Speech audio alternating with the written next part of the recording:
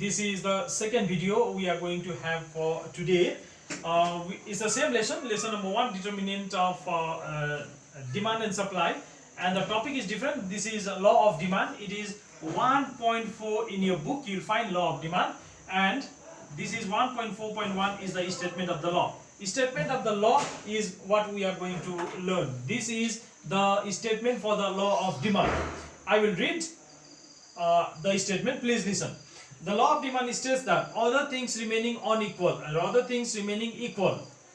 Remaining equal means there should be no change in other things.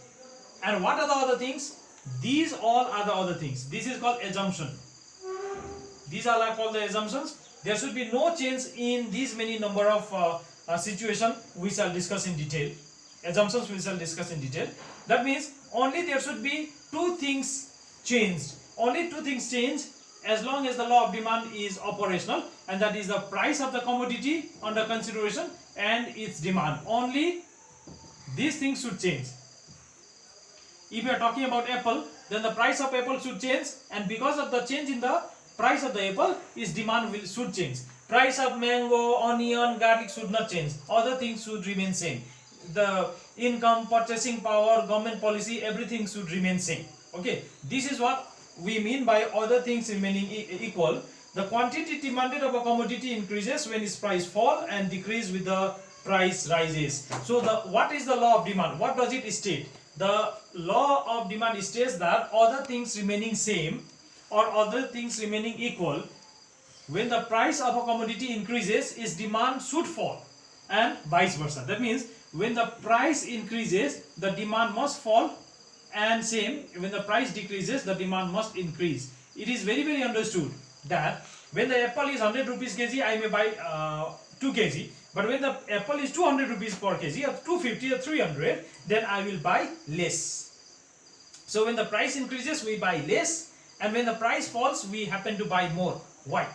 Because when the price increases, we become poor, isn't it? Our income does not decrease, but purchasing power decreases. If I have 100 rupee in my pocket, and when the price is very high, I will find myself very poor. But next week when I visit to the market, if the price is very less, with the same 100 rupee, I will be able to buy more. So my income was same, but I will find that I have become comparatively richer because the purchasing power has become more. So anyway, this is a statement of the law, and the law, this law of demand states that when the price of a commodity increases, the demand falls, and when the price falls, then the demand would increase, other things remaining same. So this would be true only if these things are followed. So these are called assumptions. Assumptions are also called other things remaining same, or assumptions are also called ceteris paribus. These all are same. Ceteris paribus or other things remaining same, or assumptions, these all are same. What does it mean? That means as long as the law of demand is under operation, these all things should not change. We shall discuss what should not change. The first, no change in income of consumer. The consumer's income should not change. Okay, for 100 rupees you purchase, when the price was, you had 100 rupees in your pocket, and when the price was 50 rupees per kg, then you purchase 2 kg. This is the price, this is the demand.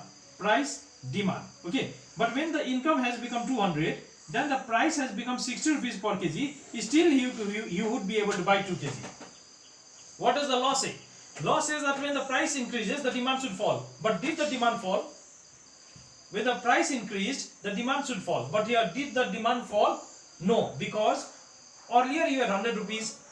Now you have 200 rupees. So whether it is 50 rupees or 60 rupees doesn't matter. Still you will be left with something in your pocket. So this makes the difference. Okay.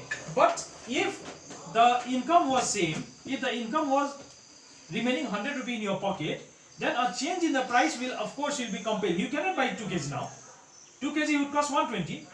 So you will be compelled to buy less. You will buy only 1.6 kg, something like that. Okay. So when the price has increased, the demand has decreased. Similarly, when the price would decrease, the demand will increase. So this should not change. What should not change is, this is a very important factor. There's an income should not change. Similarly, taste and preference. Taste and preference also should not change, because if there's a change in the taste and preference, then the law of demand may not hold good, because the law of demand says that when the price increases, demand should fall. Okay, say for an example, the price of a commodity has increased, but something which you had no liking for earlier, you have started liking. Say for example Coke, or say for example Pepsi. You did not like Pepsi earlier, now you have started liking Pepsi, alright, and the price of Pepsi has increased. So how should you have behaved? You should have decreased your demand, but what did you do? You increased your demand. Why? Because you did not like it earlier, now you have started liking. So the law of demand would not hold good, it will be proved wrong. Next is the price of related goods. What are the related goods? Earlier in the previous class we learned about the related good.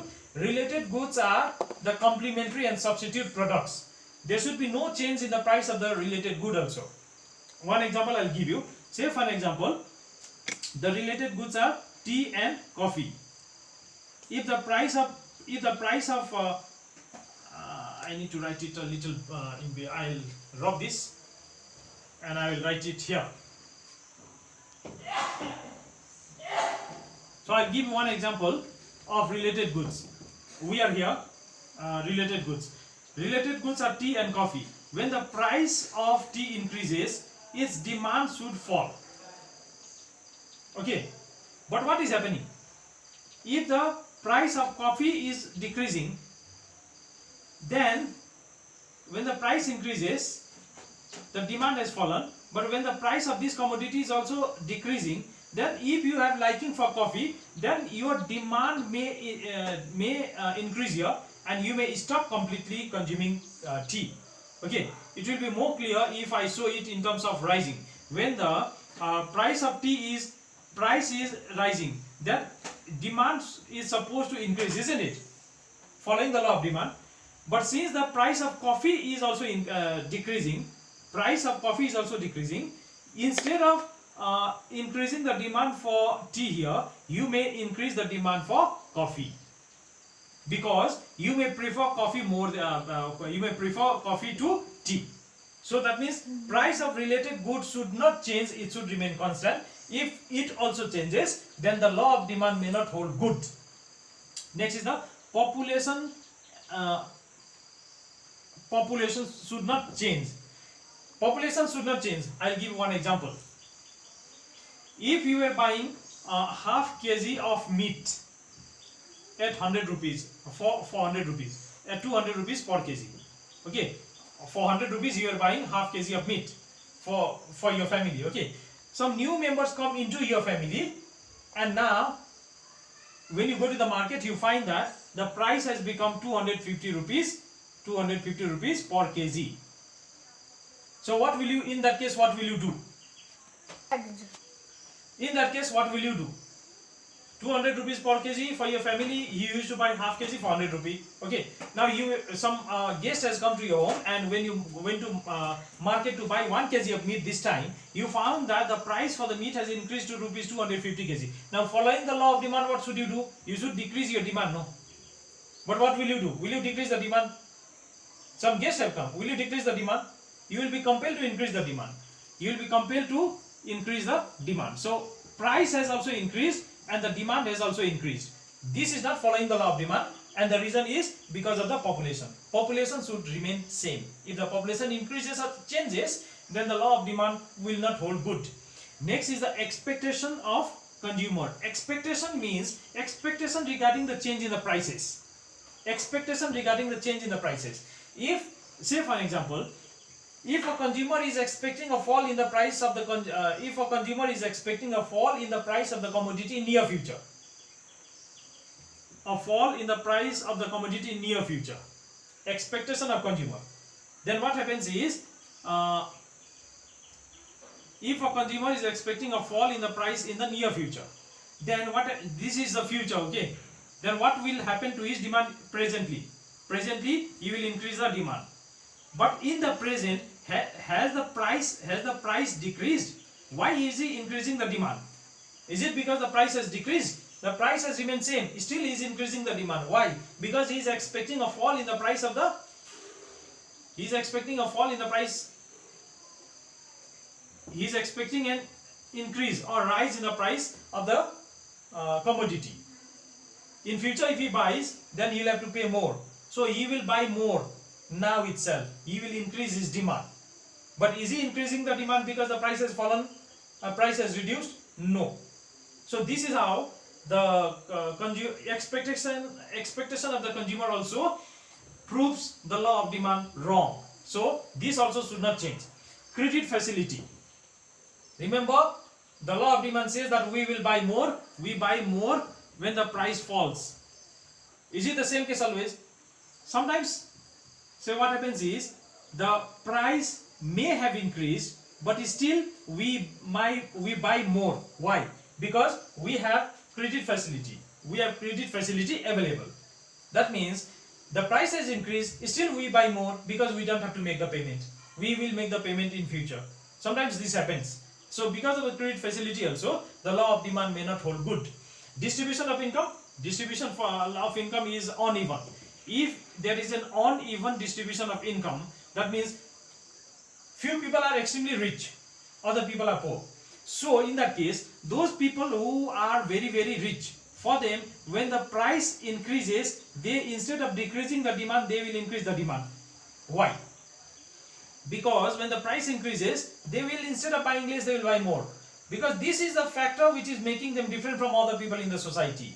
To prove that they are different from other people, when the price is when the price is increasing, when the other people cannot even think of buying them, those elite people will buy more and more to prove that they are elite in the society. They are different from other people. So in this case also, the law of demand will not prove right in because of the distribution of income is changing. Next is the government policy. If the government policy is such that, government policy means taxation. Okay, taxation, we should buy more, demand is more when the price decreases. But what happens if the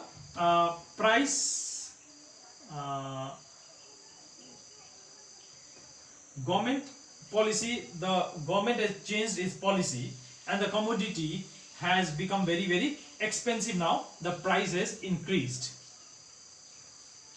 Price has increased. What will you do with the demand? The demand you are supposed to decrease, but will you really decrease the demand? If it is a basic necessity, then still you will have the same demand. If it is a basic necessity, you will continue demanding. So this is the government policy also. Because of the change in the government policy also, people may not follow the law of demand. The next is the commodity is a normal good. This is all the commodity. When we discuss the law of demand, the commodity which we take for consideration should be a normal good. Now, it is important for you to understand what is a normal good, though we have already discussed this in the previous class. But what is a normal good? Normal good refers to those commodities whose demand increases as the income of the consumer rise. That means when my income increase, if I increase the demand for certain commodity, then that commodity is supposed to be a normal good. But because of my increase in the income, if I decrease the demand for certain commodity, then that is called an inferior good. Okay, like normal good means any rice, any variety of rice, or LCD, or a car. These all are normal good. But if when I become more richer, if I start decreasing the demand for some of the commodity, then those are inferior good. And the example is that of puffed rice, or beaten rice, or maize. These are inferior goods. So children, in this class we discuss about the law of demand. The statement we learn first. The statement says that when the price, other things remaining same, when the price increases we decrease the demand, and when the price falls we increase the demand. That's the first thing we learned. Then we learned the ceteris paribus, or assumptions, or other things remaining same. Around 7-8 topics were there. We discussed why those factors should remain same, because a change in all those factors will prove the law of demand wrong. So if we want to explain the law of demand, then other factors except the price of the commodity under consideration and its demand, all other factors should remain same, should not change. So dear children, this is how we have started the law of demand. We discuss about the statement of the law, and the assumptions also we learned. That was the ceteris paribus. Assumption is 1.4.2. This is 1.4.2. Assumption is 1.4.2. You can learn it. There is there in the book also. Next week, children, when we shall meet, we shall discuss 1.4.3. And also, you go to the end of this lesson and check the questions. Whatever questions are covered in this discussion, please start answering them. Alright, so take care of yourself and please complete your work. We shall meet again next week.